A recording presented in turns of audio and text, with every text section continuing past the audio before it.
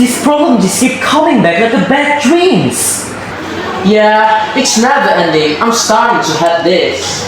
We also start with that. Well, what do you expect? Our school is in the middle of nowhere. Far from town, far from help. No wonder. Things are always like this. 5 minutes later. It's getting hot right now. I hope it ends soon. Honestly, I don't think it will ever end.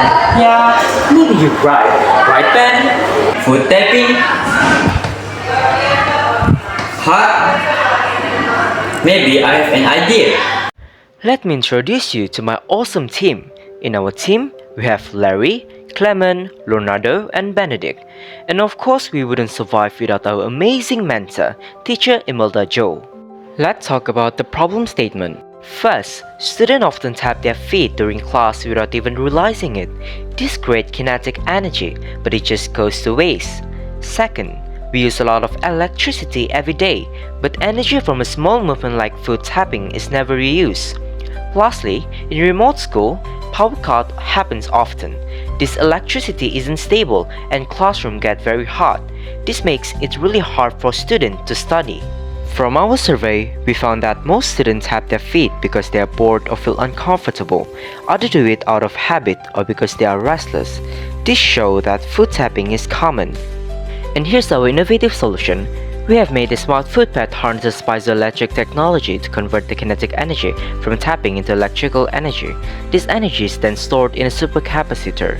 When the student feel hot or uncomfortable, they can simply power on a mini fan using the stored energy that they generate just by tapping their feet out of boredom.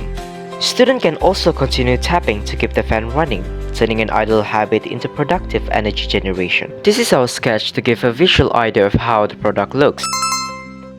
Foot tapping generates kinetic energy, which is stored in a supercapacitor. The stored energy can be used to power up a fan. It can also be used to power a simple electric device such as table lamp or a mini table fan.